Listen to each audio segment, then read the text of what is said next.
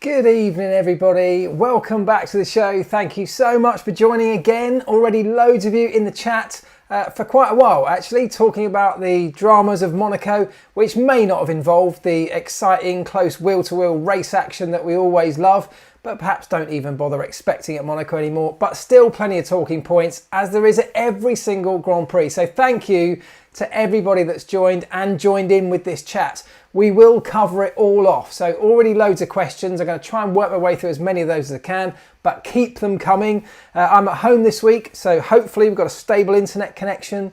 The only things we might have to contend with are interruptions from dogs, kids, maybe the wife, who knows. But the internet connection should be stable. But thank you very much to everyone that's joining already from all over the world, as always. Yes, McLaren won race. We will be talking about Lando Norris. What a great drive he did. Yes, of course, we'll be talking about Valtteri Bottas's terrible luck and that pit stop. Oh my goodness, I felt for those guys. And of course, for Valtteri. Charles Leclerc, the terrible luck. Was it luck? Was it his own silly fault? All boiled down to that shunt on Saturday. Where was Lewis Hamilton this weekend? And of course, what a great day it was for Max Verstappen. Not only winning the race and doing it in some style and some comfort, relative comfort, but also what a great result given that his main rival in Lewis Hamilton was nowhere to be seen. So all of that to get through. Thank you again, everybody. I'm not going to go through you all, but thank you from wherever you're joining. I appreciate it. Let's start with the poll that I put up early this morning over on the community tab. Lots of you, a couple of thousand of you have taken part in that. Answering the question, does Monaco deserve a place on the F1 calendar? It's the same question that everyone asks after every single Monaco Grand Prix when the race is dull and people start to complain and moan about it. Should it have a place on the calendar? I'll give you my opinion in a moment, but this is what you guys have said. 2,200 of you took part to answer this question. Does Monaco deserve a place on the F1 calendar? There you go. Pretty evenly split. 34% yes, I absolutely just love it. No, the cars are now just too big for this old track, 29%. And yes, but with some changes to the weekend format or the track, 37%. So not a huge difference in terms of the numbers, but for me, the one that I think is most interesting and the one that perhaps I agree with more than any other is the third option there. Yes, but with some changes to the weekend format and or the track. Now, I love Monaco. I love it. Having been there, obviously, many times, I've been very fortunate. I love going there. But even watching the weekend, I love it as a spectacle. And I say that knowing that the race is almost always dull. But for me, the Monaco weekend centres around Saturday, centres around that qualifying drama that we normally get on a Saturday afternoon. And we were slightly robbed of it this year as it was building towards a crescendo. But there you get to see drivers at the limit, the absolute limit of their cars, with no room for runoff, for making mistakes, that you don't necessarily get at many other circuits, where it comes down to the tiniest fractions of a second that can be the difference between coming first and second, where car power, engine power is not the dominating factor and the driver can make more of a difference than perhaps at any other circuit. And I love that about Saturday at Monaco. And I will take the fact that the race is not as interesting given that we get that spectacle on Saturday. And for one race a year, personally, I can accept that. Having said that, I agree with all those of you who said, yes, I'd love to keep Monaco, it deserves a place, but I think it's now due for some changes to the format or the track itself. The cars have become way too big for this tiny, tight street circuit that is Monaco. Formula One cars are just getting bigger and bigger and bigger, and now they don't really fit. They certainly don't really fit wheel to wheel. There's no overtaking opportunities anywhere. So for me, why not?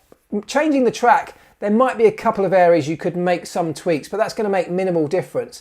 But why not use Monaco as a one-off, different experimental race weekend format perhaps? Perhaps where it's different types of qualifying, or we get qualifying as the main event somehow, make a bigger deal of qualifying. I don't know what the answer is, but for me, if we're trying new qualifying formats like we're doing at other races this year, why not do something different at Monaco? Maybe a shorter race, a sprint race where we're not just stuck in this train for 78 laps, but we could condense that perhaps. I'm not saying that's going to improve the spectacle, but I'd love to know your thoughts on it. What would you do to spice up Monaco?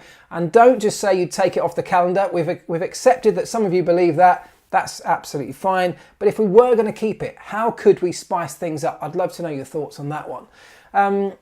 Yeah, so Hakaran Sahota says, change the cars, not the track. And that is probably the perfect solution, isn't it? That is the problem, is that the cars have got too big, too reliant on aerodynamics. And part of why we're changing for 2022 is to overcome some of that. Not necessarily Monaco specific, but overcome some of the inherent problems that today's F1 cars have with wheel-to-wheel close racing. So hopefully 22 will bring some move in the right direction for that. So I agree with you. The track isn't necessarily just the problem, but partly it's down to the cars as well. Maybe a bit of both. Quali with F1 cars and race with F2 cars, says Lee Nux. That'd be cool. Use the battery power for overtaking only. I don't think that would give us enough. It's still just, we don't have enough actual physical spaces on the racetrack to do the overtaking, even if you've got a faster car. That's the problem. Use all 3 tyres, says Dave Gilbert. See, that's the kind of thing. Why not experiment with that in Monaco? I still don't think it's not going to overcome the inherent problems we've got, but it would force at least 2 pit stops, and therefore you've got a little bit of added jeopardy, a bit of more uncertainty, a little bit more strategy that can come into play. So I agree. Make Monaco like a one-off time attack race, says Lotus 98.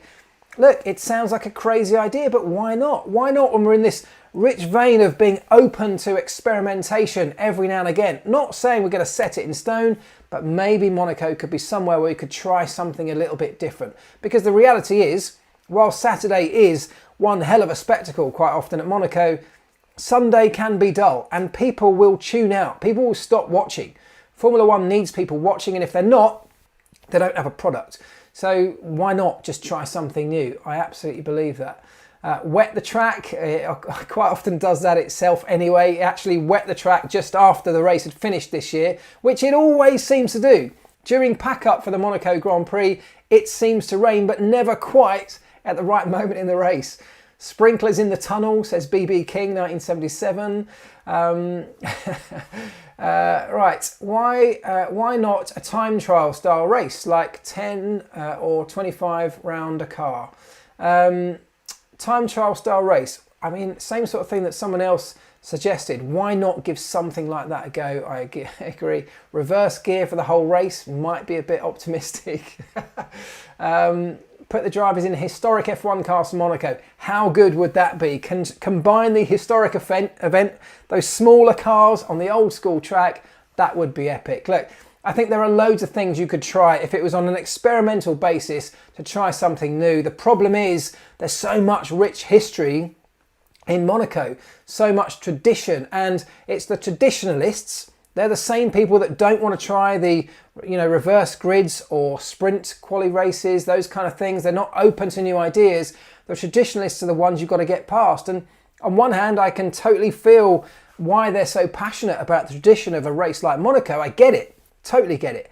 But also the sport has to move forward. It has to have a long future. We can't just be harking back to the good old days. We've got to try and find a solution to the great days that hopefully are coming, and experimentation is the way you find those solutions. So that's my thoughts on the process. So let's move away from Monaco. Thank you for, well, not from Monaco, but from that idea of should Monaco stay on the calendar. Thank you to all of you who entered that poll, by the way. I appreciate you doing that. Shorter race, says Andrew Storm. Again, very good. Yeah, those kind of things. Great. Interestingly, Patrick Callahan says, leave it alone. It's great. And lots of people feel the same. And look, I didn't take my eyes off the screen for the whole of Sunday's race. I was glued to it because I'm a passionate Formula One fan. And I know that many of you are exactly the same. Even if it might be a little bit dull, we all still want to watch because you just never know. Something could happen. And look, it did happen this week, didn't it? We got stuff happening over the course of the weekend that gives us things to talk about today. And I want to start it because you were all talking about in the chat before I came on air here. I want to start with that pit stop for Valtteri Bottas. It was a big talking point a moment ago. So let's get into that. unbelievable bad luck. It seems like Valtteri Bottas he must have broken some mirrors in the past, mustn't he? The poor guy, if he didn't have bad luck, he'd have no luck at all. It always seems to be his car, and there is nothing in that. It is coincidence. It's nothing more. There's no conspiracy going on. There's no sabotage. It is purely bad luck. And if we look at that pit stop for Valtteri on a rare weekend when he was clearly dominating his teammate, when it's normally the other way round, he was better at him than him at getting tyres switched on, which helped him get a far better grid position on Saturday. Maybe even a better grid position had it not been for the late red flags. But he was a guy who was comfortable in his car, where his teammate Lewis just simply wasn't, just could not get the tyres into their operating window and therefore lost out on Saturday. And then Sunday, you may as well have not bothered turning up. But Valtteri Bottas's pit stop, let's talk about how it happened first of all, and then we'll talk about the sort of disappointment of all of that. But he came into the pits, as you saw. What happens is those wheel nuts, and in fact I've got a picture here to show you what they're like. The wheel nut is made of aluminium. That wheel gun that goes on in the pit stop is an incredibly violent tool. It has to be to spin the wheel nuts off and on in such a short space of time and get the required amount of torque as you put the wheel back on to hold it on. When you pick it up, if you're not ready, if you pull the button by mistake, it will rip your arms off. It's that violent. You have to be trained for it, you have to be ready for it and braced for it. Given that it has that amount of power and that amount of torque, twisting force, spinning incredibly fast with an incredible amount of that torque, that twisting force, if you don't line it up perfectly, if it doesn't engage into the teeth on the wheel nut, you'll get what happened this weekend, and it can grind away the softer metal of the wheel nut and end up leaving no teeth at all.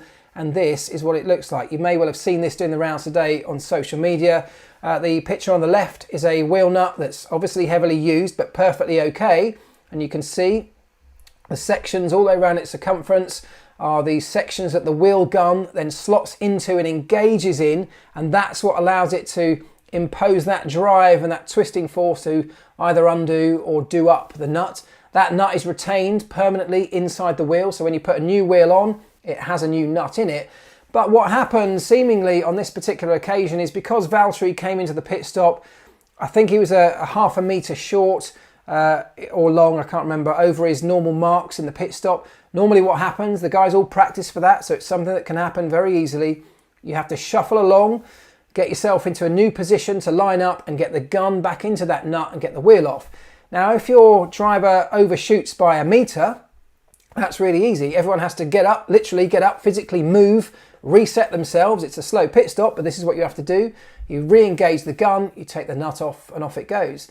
If the driver stops half a metre, or a bit less than that, long or short, it's probably not far enough beyond your normal marks to have to get up and physically move. So maybe in that situation, you can normally lean over to the new position and still engage the gun. And seemingly what happened here is that as Valtteri came in, the guys on that wheel gun on the front right leant over to one side, still thinking they could attach the gun and engage it properly, but perhaps it went on at an angle.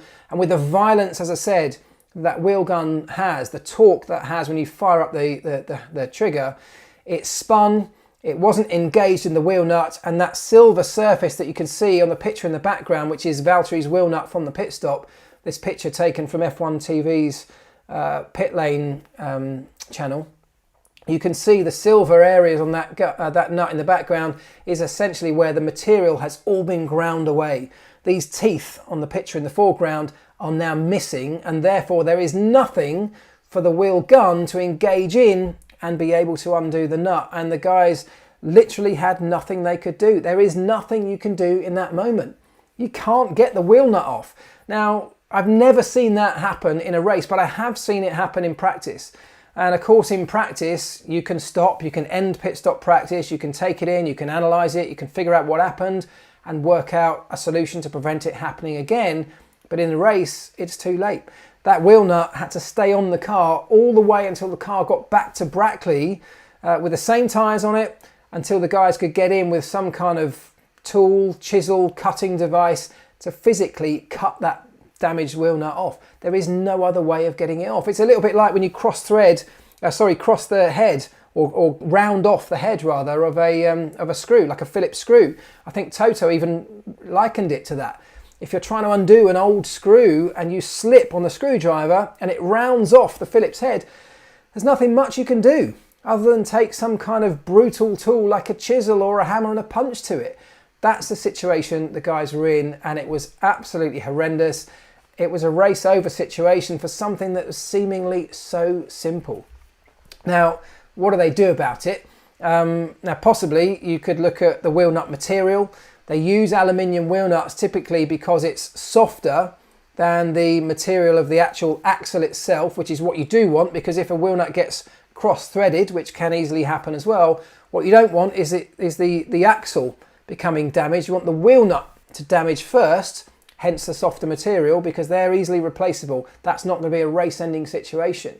But in this situation, where the gun must have been spinning at maximum revs, at maximum power, as it went on, at an angle not engaged fully, I'm afraid the force of that just wore away very quickly, that aluminium wheel nut. And the more and more you try to do it, the more and more you just grind it away, and it becomes worse and worse. And as panic sets in a moment like that, the situation very quickly becomes unrecoverable, unfortunately. So I really felt for those guys. It was disastrous state of affairs. And whenever anything goes wrong in a pit stop like that, in such a public fashion, I feel it, I feel it right here. I feel for them because I've kind of been there. I know those moments. I know how you feel like the entire world is watching, and they are.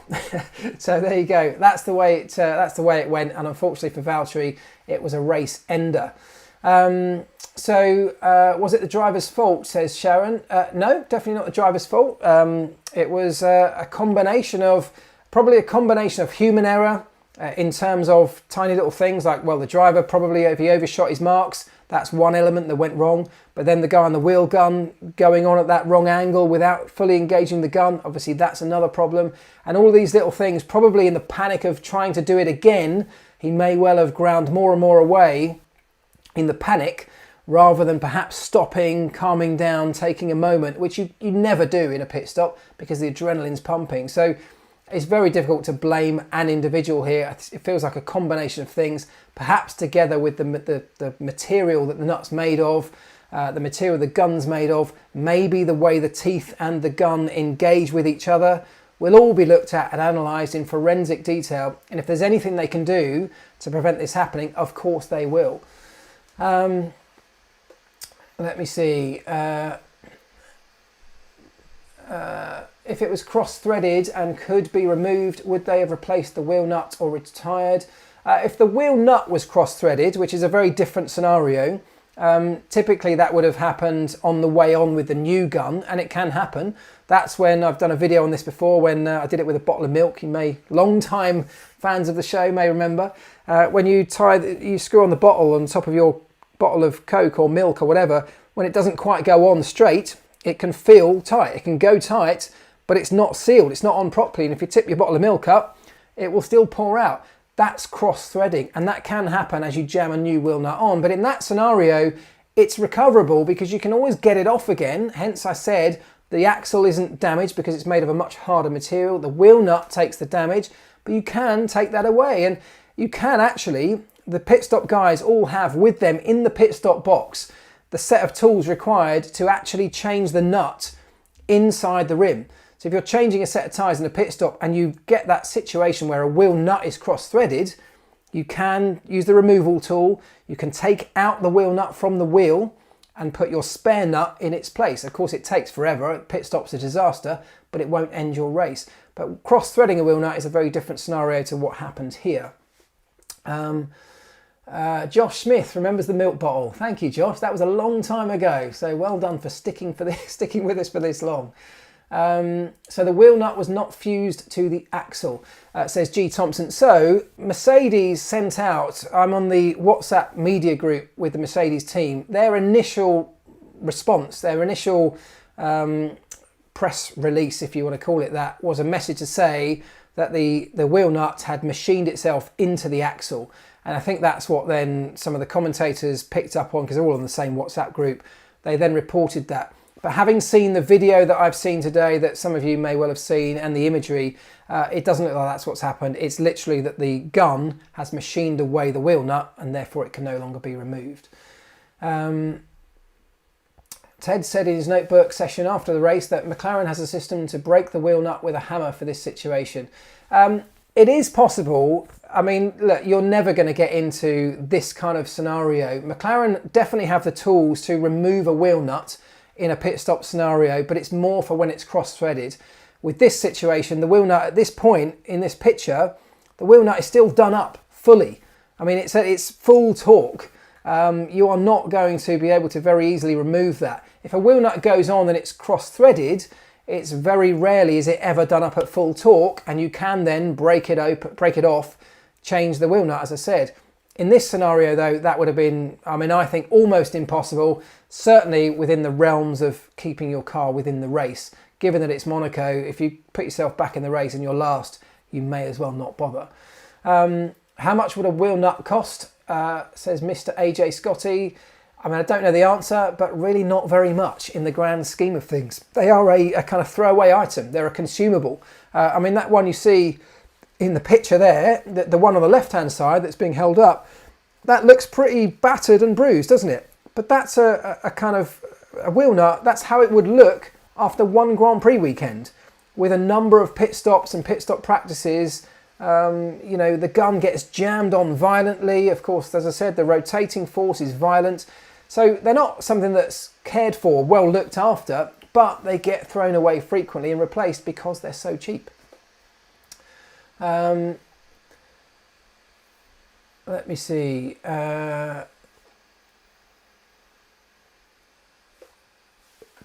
On Bottas's car, it's called a wheel knot. It was definitely a wheel knot at the end of this. Are the wheel nuts brand new each race or reused? Yeah, normally brand new. Certainly that's what we used to do. I'm pretty sure most people do that. They may bed them in, they may use them. In fact, they definitely bed them in because they come anodized. So you always bed them in. So they will have been done up and undone a couple of times. In fact, we used to do that as practice with every batch of new ones.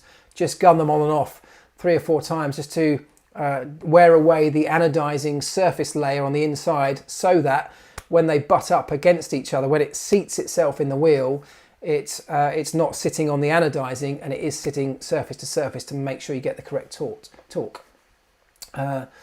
What material are nuts made of? Well, aluminium typically, for those reasons that I said. Right, shall we move it on? Yeah, let's move it on because there is so much more to talk about. Should we talk about, what should we go next? Should we talk about Charles Leclerc and Ferrari's decision to not change the gearbox, and then his subsequent retirement from the start of the race? So let's talk about that because lots of questions. Now let's start with the question that I've got here. This came on Twitter from Park Presnell. He says, under Parc Fermé, would Scuderia Ferrari have been allowed to replace the left drive shaft on Leclerc's car without penalty, even if they had wanted to? Does a component have to be directly affected by a shunt, or is everything fair game? Why is the gearbox different?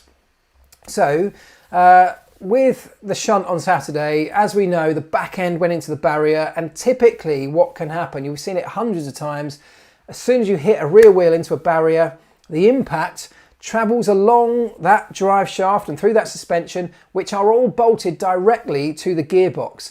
The reason the gearbox is different is because it falls under this regulation where gearboxes, like engines, have to do a set number of races, and if you change them before that set number of races is up, you get a penalty.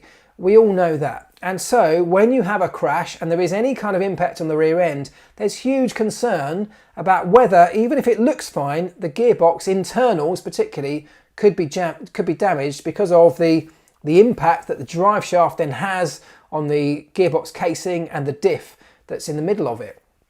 So of course on Saturday night, Ferrari were very deep into that gearbox, and on the right hand side of the rear end, checking everything. You can do that under Parc Fermé rules. The way it works is if you have an accident or you have damage, you can grab the steward that's designated for your car, They will stand there and monitor you as you take bits off. Everything that comes off the car is logged.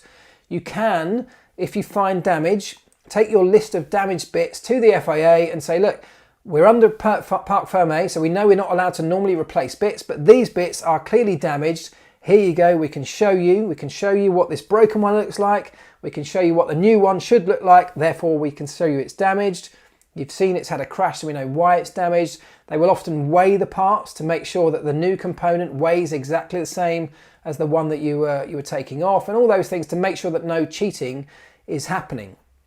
Now, what they did, we went through everything. They changed all the crash damaged parts in the way that I've just described. They went through the gearbox. You can strip it right down from inspection perspective under supervision.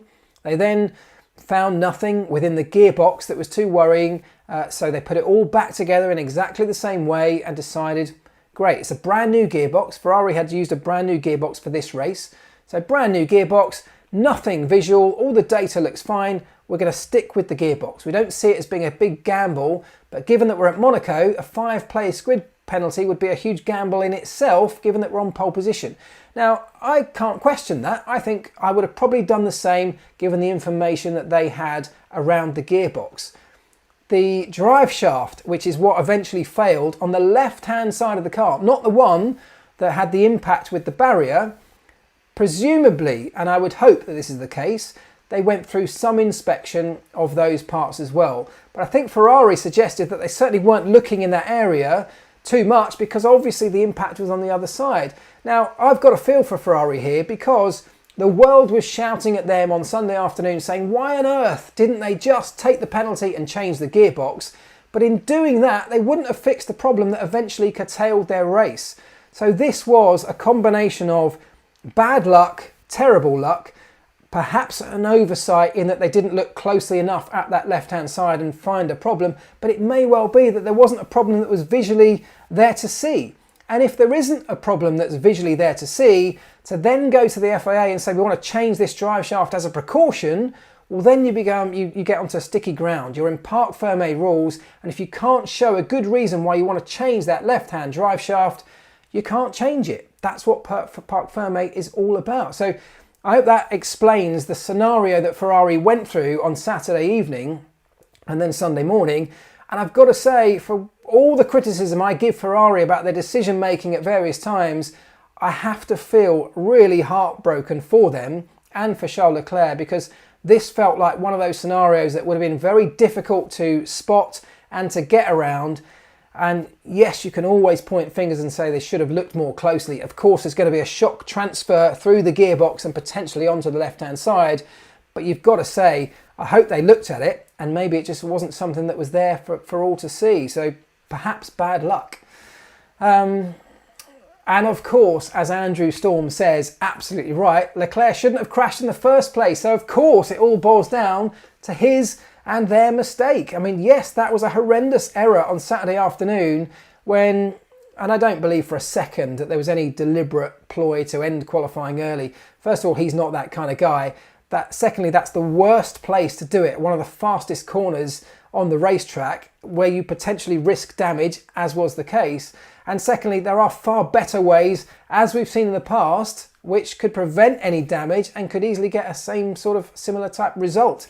I just don't believe it was one of those. I think it was an oversight. It was a big one because he turned in way too early and got it horribly wrong. So yes, of course, as Andrew says, it all boils down to that moment where the whole thing began to unravel. In the future, they can change drive shafts. Reason, see Monaco 21. Well, they can only still change components under Parc Fermé rules if you can show that it's damaged or potentially damaged. Now, there is an argument. You could have gone to the FIA and said, look, we've had this kind of loading gone through the gearbox, and so as a precaution, we want to change the left-hand drive shaft to one of the same type and weight and spec and everything else. And you might well have got approval to do that, but I assume that Ferrari just had no reason to think there was a problem with that left-hand drive shaft. Otherwise, of course, they would have done that. There's no penalty, so to answer that question, there is no penalty for changing a drive shaft if you get permission to change it. It's only the gearbox because of the rule that specifically covers gearboxes and engines. Charles was just trying to rip off the front wing. He should have pulled a Rosberg. No, I don't believe that. I honestly don't believe that. It's just I mean, even if, like I say, if he wanted to do it, there's far better ways to do it. He's just not. It's not that kind of guy. And in all honesty, he was up anyway. I think he had an opportunity to still improve and still get a great qualifying result, even if it had all played out. I mean, you never quite know. It looked like Carlos Sainz was improving, Max was improving, Valtteri maybe was improving a little bit, but also Charles, still had opportunity to improve too. The last sector of the lap was where they were perhaps strongest, and he was coming into that zone. So I don't believe he was just trying to do anything other than get the fastest lap possible and just got it wrong. G. Thompson, how long would it take to change a drive shaft? Well, once you've got the back end stripped down, which they absolutely did have, it wouldn't take you much. It would take you 5 minutes because you've got everything pulled apart anyway. So if they'd made the decision to change it and got approval to change it, it would have been a 5-10 minute job. Not much more than that, given that everything's already stripped down around it. Would ultrasound testing find the crack in the suspension? Well, I don't know whose crack in the suspension. Ultrasound, we use it all the time, and it does find cracks in components, but that wasn't the problem necessarily here. And I don't know exactly what happened to the drive shaft is the first thing, so I can't really comment. But Formula One teams use ultrasonic testing all the time to test for faults in various components. So it is something that's used. NDT, non-destructive testing, which covers things like crack testing in metal components. They do all sorts of other NDT tests, ultrasonic testing on carbon fibre components, things like that. That happens all the time to look inside the component for faults and cracks and defections. Let me see. Carlos was down on his lap, was he? Yeah, may well been in. So Ferrari then, yeah, let's round off Ferrari. So Ferrari, look, they came away from Monaco with a second place from Carlos Sainz, which I don't think many people would have predicted beforehand. So they've got to be happy with that. The problem for them was they could have had so much more. If Charles had managed to hang on to that pole position and start the race, there is every chance he could have won that Grand Prix. Max Verstappen maybe might have had a good run at him off the line, but that's the only real opportunity. If Charles had managed to get his elbows out and stay in front, the race was theirs for the taking. So you can see why they are gutted and heartbroken and disappointed. How many more opportunities like that are they going to get over the course of this season? Probably not very many. It was specific to that car's traits around that particular circuit. The slow corners, the good front end turning around, slow corners, high downforce, good curb riding, things that the Ferrari has that suit Monaco, but perhaps don't suit very many other places, which is why there's such a stark contrast in the way they performed this weekend and the way we've seen at other racetracks around the world so far. Carlos will give Charles a run for his money. Yeah, Carlos doing a great job, by the way, because, all right, in qualifying, he didn't get it all together at the right moment.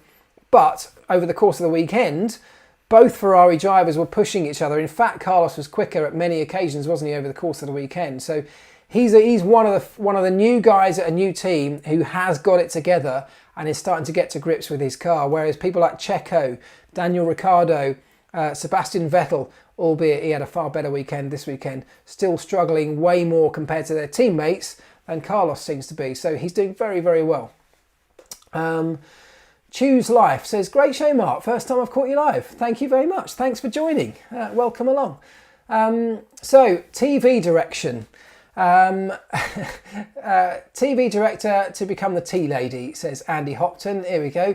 Pulkit Gupta, why was the TV direction so ridiculous? Well, you may know this or you may not know this. Monaco is the only race on the calendar every year where Formula One management, who produce the coverage at every other Grand Prix, don't produce it there.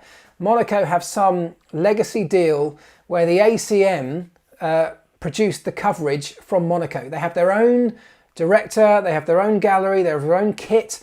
They basically set the whole thing up themselves and run it from Monaco with Monaco's own people. I have no idea why this is still allowed to happen. It's part of Monaco's deal. And every single year we seem to have complaints because we've become so used to the really great TV direction that we normally get. And I know we have moments where we like to complain about they missed this particular overtake, they missed this particular incident on other racetracks around the world, but they're few and far between. And in reality, in the most part, the TV direction that FOM do over the course of a season is absolutely brilliant. It's first class. And it's really highlighted every time we come to Monaco that it's just not as good. And, you know, we got one major incident on the racetrack as Vettel exited the pits and went wheel to wheel with Gasly, and we missed it. And then they went to show the replay of that particular moment because we'd missed it, and they cut away from that as well. Unbelievable. I mean, I'm sure you were all screaming at your TVs like I was, but that's the reason. It's not the same people running the show for the Monaco Grand Prix as it is for every other Grand Prix around the year, disappointingly. How come Monaco isn't free to view if FOM don't run the broadcast footage? Because it still falls under the TV rights deals that the broadcasters have all paid for. They pay for the product, they don't pay for who's producing that product. They buy the rights to show the Monaco Grand Prix as every other Grand Prix. They don't buy into whoever produces it. It's not Monaco selling, it's not FOM selling their work behind the scenes, it's FOM selling the rights to broadcast that footage to the world. That's the way it works. But I get your point. How were your predictions, Mark? Right, let's get on to predictions quickly. SeedStream App. Those who don't know, that's an app that I have developed with a partner of mine that is an F1 app. It's F1 at the moment. It's beta testing phase, and we have a predictions league. Now, if anybody out there got more than 1 point this week in the predictions league, you have done incredibly well, because I had a quick flick through last night. Almost everybody, despite Charles Leclerc being on pole when the predictions closed an hour before the race, most people still predicted Max Verstappen to win the Grand Prix, as I did. Behind that, it was probably Leclerc and Hamilton and a bunch of others, and none of that played out as anyone expected it to. So I think most people got 1 point for Verstappen winning the Grand Prix, and I think that was probably it. If you did better than that, well done. Free to Wheel says he got the top 2. Congratulations. I think you've beaten most people this week with that one. Well done. Even Crofty was annoyed with the directors. Well, look, I get it. The commentators, because I've been in that situation, the commentators, even at Sky or Channel 4, or wherever you're watching it around the world, have they have nothing to do on any race, by the way. They have nothing to do with the TV direction of the Grand Prix. So once it goes to the cars on the racetrack, that goes from Sky running the show, if you're watching in the UK, to FOM, who produced the footage of the actual race, of the cars on the racetrack. Then when the track session ends, or the race ends, then the TV production comes back to Sky or whoever your local broadcaster is. So it's normally FOM, just in Monaco it's somebody different. Josh Smith predicted Bottas to have a pit issue. Yeah, I mean, that was it's not the boldest of predictions because it's happened to him quite a lot, but well done.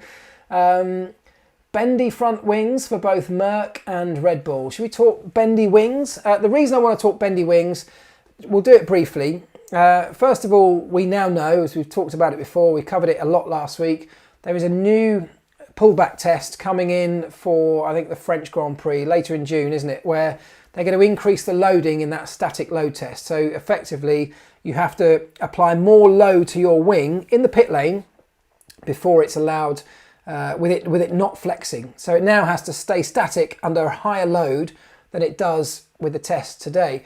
But crucially, that test comes in after Baku.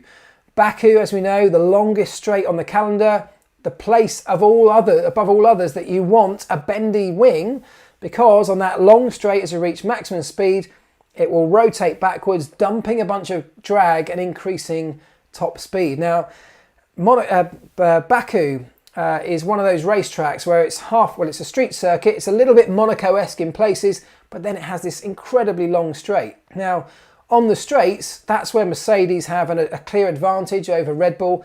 But as we saw in Monaco, in the tight, twisty, slow stuff, Red Bull have a clear advantage over them.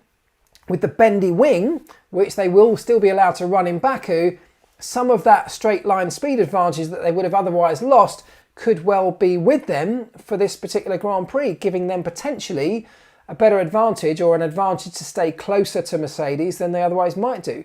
I think it could be really, really close actually between those two teams when we get to Baku. But on a normal race weekend or a pre-Bendy wing weekend or a post this new test coming in, you might start to favour more towards Mercedes, given the fact that straight is where they can reach a higher top speed, and that's where all the overtaking will be done. It'll be interesting to see where it goes. But yes, as somebody said there, it's not just Red Bull with a bendy rear wing. There are lots of teams. In fact, every team has a wing that flexes. It's just the nature of any component under aero load on the car. It has to flex. It can't be absolutely rigid or it will break. And the Mercedes front wing, I don't know if you saw the footage over the weekend, is also incredibly flexible. So look, these things are going to start changing. They're going to be clamped down on. We've covered it before, but I thought I'd mention it because Baku coming up is one of those places where you could really benefit from having one. Let me see. Legal threats from Toto on the wings as well. I haven't seen that, but okay, interesting. Red Bull gives you bendy wings. Red Bull will be very strong at Baku. I think they will. I really do think they will. Hang on a second. How about bending the shark fin of the Merc? How about the bending shark fin of the Merc? Well, the shark fin, which is the piece on the back of the engine cover, for those who don't know, it's a vertical piece. It's not a downforce producing piece. I mean, that bends in terms of oscillation as it's going down the straight sometimes with the bumps, but it's not bending under aero load, and that's the difference. There is no test because there's no advantage to that bending, so that's a very different scenario. Won't it look bad if Merc wins after a rule change mid-season? Not what F1 needs. Well, this was one of the subjects that I covered last week, wasn't it? In that I'm not sure it's going to be that dramatic a change where it's suddenly going to be a huge swing in performance or a massive advantage to Mercedes. But I do think that, and this isn't a reason, as I also said last week, to not change the rules if we think that's the right thing to do. But the championship's so close. It will swing from one team to the other at different circuits. And if Red Bull have an inherent advantage by creating this clever layup in the carbon fibre of their wing to circumnavigate the test, but give them some kind of advantage on the straights, well, if that's gone, if that gets taken away mid-season, maybe it might swing back towards Mercedes. Maybe it will give them some kind of advantage and perhaps draw some kind of end to this close championship fight. But look, there's a long way to go. We don't know how that's going to play out just yet. Right. Where should we go next? Lando Norris. What an epic drive from him. What a great weekend. And in fact, what an amazing season he's having. I thought the cars looked great in their new livery. I thought Lando looked incredibly comfortable. A very mature guy now in his with the experience that he has built over his short time in the sport. He's making fewer mistakes. He is starting to, you hear him on the radio, he's becoming a little bit more assertive with his team. He's asking for the things that he needs to be quicker in a way that he perhaps wasn't. He was being led by the engineers. Now he's playing his own part in chipping in and leading the engineers. And this is what I'm hearing from my mates at McLaren as well, that he's really grown into a driver that knows what he wants. He knows how to ask for it. And ultimately, as an F1 engineer, that is your dream. You want a driver who not just comes back and says, right, the car's too slow or the car's got too much understeer or whatever. You want them to have a little bit of an engineering understanding to know what might help to fix it, because it gives you a starting point to work from. And so if they're working like that now, which it sounds like they are, it's a great basis to continually improve from. So things looking good for them. On the other side of the garage though, Daniel Ricciardo still really struggling. And I think Monaco is one of those where, you can take it as a little bit of an outlier, because if you don't get a decent lap in qualifying, if you find yourself way down the grid, not only are your chances of a race, result in a race over, but actually it can really amplify how bad your performance looks on a Sunday, because you're sitting in traffic for all of the race very quickly. Because it's a short lap, you get caught up in blue flags where you've got to start backing off, significantly to let the leaders back through. And all of this means you lose tyre temperature, you lose the grip, you start to go slower. and this can spiral into a really desperate situation pretty quickly. So look, Daniel is struggling. We all know how good a driver Daniel Ricciardo is. He's got to get his head around how that McLaren works now. He has to drive it. Maybe that will come, but it's definitely taking longer than anyone would have hoped or expected. But it's one of those things that he's not the only one. And this is a unique year for that in terms of the limited track time, limited simulator time, as I've talked about before. So I'm sure he'll get there, but it's just taking time. Let me see, where else are we going? What do Aussies call a slow person? They have nicknames for everything. Yeah, they do have nicknames for everything. I don't know what they call a slow person, but I'm sure that the Aussie Twitter feeds will be poking fun at Daniel in whatever way they see fit, absolutely. Daniel was lapped by Lando. Yeah, he was, but that was also a function of the way they qualified, and they're two very different races. That wasn't just Daniel's pace versus Lando's pace. That was their two very different race situations. So, as I say, Monaco, you've got to take with a slight pinch of salt when looking at outright performance. Sergio had a great day in the office. Sergio had a good day at the office. He did a decent job in the car. He still didn't get the qualifying performance that he needed. And actually he was kind of lucky in that he had the opportunity on Sunday to make up places, something you don't always get. But that was partly because the team did a good job on strategy, and also Mercedes were struggling so much that Lewis's strategy became disastrous, and they were able to leapfrog through the pit stops and make up places. So he did do a good job in the race, but then he always does do a good job in the race, doesn't he? It's qualifying where you need the ultimate speed. You need to get the maximum out of the car, where he's still kind of struggling, a little bit like Daniel Ricciardo. Does Monaco need changing to allow more overtaking? Well, we covered that earlier on. I'm not sure how you change the Monaco circuit too much. You might be able to make a tiny little tweak here or there. It's not going to drastically change the race. It's more about the cars and potentially maybe about the race weekend format, if you're willing to experiment in that way. Is Vettel coming back finally? So Vettel's another one, a little bit like Sergio Perez, who had a really decent weekend actually for Vettel. Because unlike Perez, you'd say Vettel qualified his car in a reasonably decent position for the car. Perez was probably out of position given where his teammate qualified that car. So there was a lot more in Perez's car performance on Saturday than he was able to get out of it, whereas Vettel probably got more than most people expected out of the Aston Martin. So he seemed comfortable in the car this weekend, didn't he? And his race, a little bit like Perez's, was solid. It was decent. It was great strategy from the team as well to capitalise on the woes of Mercedes and leapfrog some places forward. So I thought they did a great job, and it is nice. Hopefully it will take some confidence from that and perhaps even be able to build on it moving forward. We'll have to wait and see. Craig Cole says, oh, sorry, I turned up late having just asked that question. No worries, mate, that's fine. Try and get here on time next time, though. 9 o'clock, yeah? Lando's absolutely stepping up. He is. Let me see. 10-second pit stops at Monaco. Not sure what that means, sorry.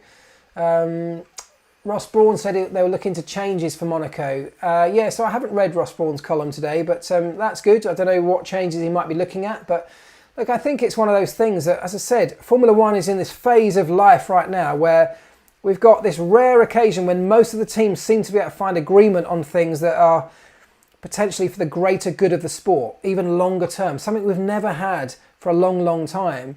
And so now feels like the time where we could start experiment or thinking of new ideas, like we're doing with the sprint race experiments later on this season. So look, there's opportunity there to try something new and maybe spice up a Sunday. Why not take an opportunity like that? Again, no drink for Kimmy. Yes, absolutely. Jamie T says, don't forget to like this stream. Thank you, Jamie. Very good. Absolutely. Do what Jamie says. Hit that like button, please. We've got 196 likes right now, and yet there's 1,200 of you watching. Come and do it right now. Just do it. You don't have to go anywhere. Just hit the like button. Let me see it climb up. 196. Go on, smash it. Right, we're not talking about pizzas again, says Thomas Pacheco. We're not doing that again. Go-karts for Monaco, says Dave Gilbert. Yeah, I mean, how epic would that be? Brilliant. I would love to see go-karts around Monaco. Gasly did a great job, says Derek Wilkinson. He did do a really solid job, didn't he? Thank you. The likes creeping up, but still not enough of you. Smash that like button. Come on. 266. Thank you very much. Keep it coming. Gasly did a wonderful job, really, didn't he? It was one of those race weekends where, as Monaco always is, once you get into the groove, once you build confidence as the weekend goes on, if you don't have mistakes, if you don't put a foot wrong all weekend, it just gets better and better and better because the driver gets himself into a more confident zone. You get into a groove, both mentally and physically on the racetrack, and you can build on that. And that's what happened with Gasly. And it's also adversely, if you do something wrong, if you do make a mistake on a Thursday or a Saturday morning, that again in the same way upsets your flow for the rest of the weekend. So a clean weekend is the most valuable thing you can have, way more so than anything you can do in terms of engineering to the race car. What happened to Hamilton? Well, Lewis Hamilton, look, the Mercedes car, first of all, is not necessarily suited to this racetrack. I think we know that. It's far more suited to the high-speed circuits, high-speed corners, a more traditional racetrack. But having said that, Valtteri Bottas managed to do a pretty decent job with it on Saturday and Sunday up until his problem in the pit. So what happened to Lewis Hamilton? Well, Lewis just has a different driving style to Valtteri, and on some weekends, in fact on most weekends, he sees the benefits of that. Now that can be the way that he applies brakes into a corner, the way that he turns in, how aggressive he is on the steering, how progressive he is on things like steering and brakes, weight transfer into the car. And we're talking about minute amounts here, by the way.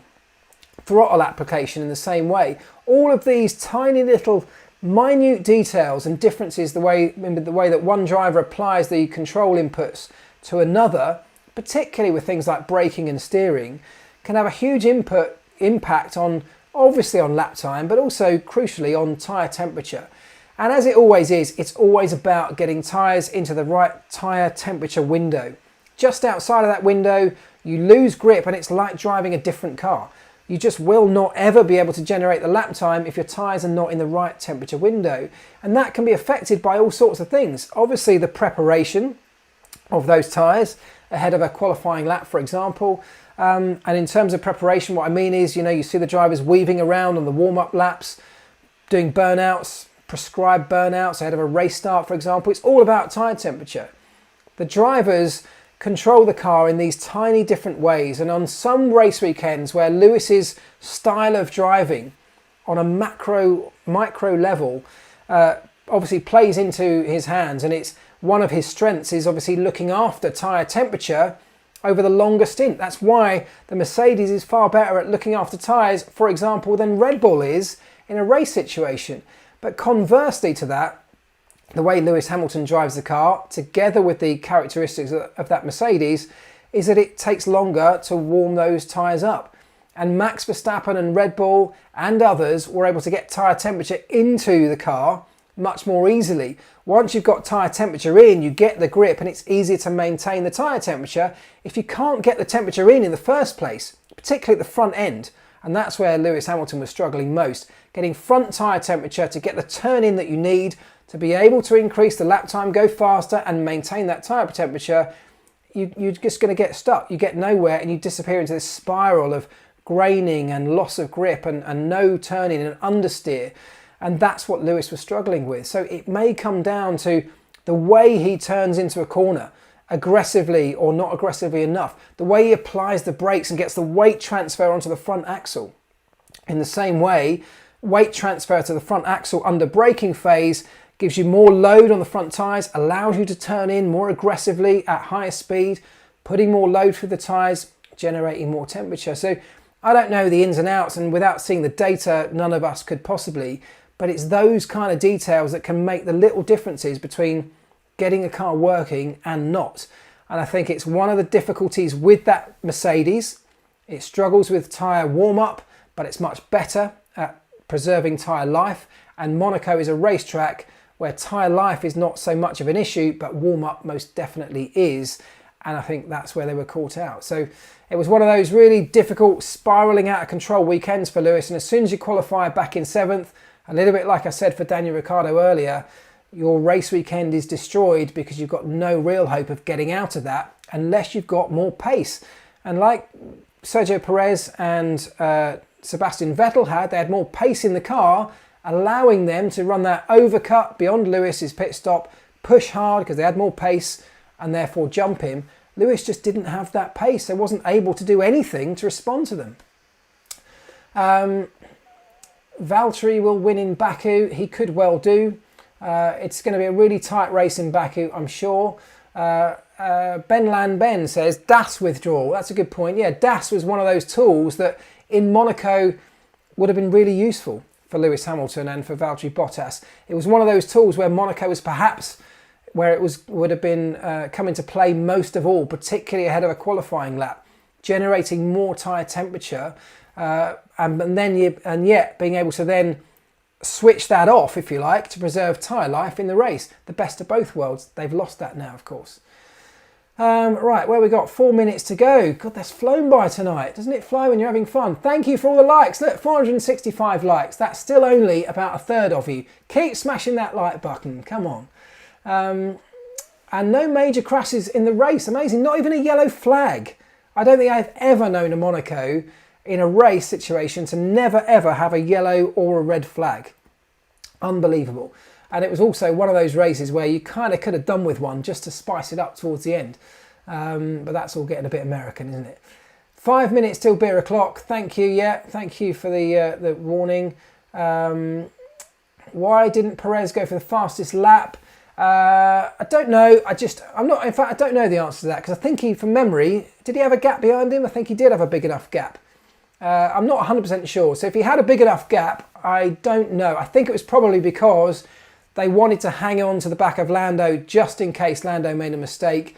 I think that was perhaps the bigger opportunity, was to try and push Lando into a mistake, given that Lando had been screaming that he was struggling on the radio, the car was struggling, Perez had pace over him. If there'd been a mistake, it might have created opportunity. I imagine that was their thinking at the time. What are we saying here? Schumacher's crash cost Haas £500,000. Well, that's a serious point, actually. Let's talk about that in the last couple of moments, because we're in a cost cap environment. Now, way beyond the cost cap, the Haas team are actually nowhere near the cost cap anyway. They've got their own cost cap, which is the limit of their budget. And they have got two drivers that are going through parts like there's no tomorrow. Both drivers, it's to be expected. It's what happens when you employ two rookies, but they are bending cars left, right and centre. And those crashes are expensive for a team like Haas. That will start to add up and undoubtedly will impact the rest of their season, and particularly the work they're able to now start doing on the 2022 car. It's a team in disarray for so many reasons, a team that I wouldn't sadly be surprised if at some point they simply can't afford to keep going. The way their drivers are crashing, that could happen sooner rather than later. Now let's finish by paying a little tribute to Max Mosley, who very sadly died today. You may have seen the news. Max Mosley was one of those characters who was either loved or hated in the sport. And I have to say, although as a McLaren man, during our time over the 2007-2008 period, you know, we came up against Max Mosley as a brutal enemy, you know, between Ron Dennis and Max. They hated each other like no tomorrow. And, you know, our Spygate penalties and bans from the championship in that year were in no small way a vindictive move by Max Mosley against Ron Dennis. But having said all of that, I have a most tremendous amount of respect for Max Mosley and the way that he ran this sport over many, many years. He had some amazing ideas, which today I honestly feel like he could have implemented, but back then he was coming up against a set of teams who were so organised against the establishment, it was almost impossible to bring things through. One of my favourites was his idea of bringing in a cost cap, which you had to sign up to unless you were willing to to go with freedom of the rules. You could have a cost cap but free technical rules, or you have freedom, or you have a free amount of money to spend, but you have to sign up to a very tight set of technical restrictions. I hope I explained that right. Which I thought back then was a really great way to entice innovation and keep a cap on costs. The teams rubbished it and threw it out, but it was one of those brilliant ideas that was a Max Mosley idea, and I would have loved to have seen him be able to implement more of those over the years, which sadly he wasn't able to do. So total respect for Max Mosley, rest in peace, and look, he's left an amazing legacy for this sport, which I hope we all appreciate. So thoughts to all of those who know him, knew him, family and friends and the like. And look, that feels like a fitting way to end tonight's show. So thank you very, very much to everybody who's joined, for everybody who's taken part, for everybody who has now smashed that like button. Thank you very much. I appreciate it. Keep the questions coming, and I'll see you all next week for more of the same. Have a good week, guys. Ta-da!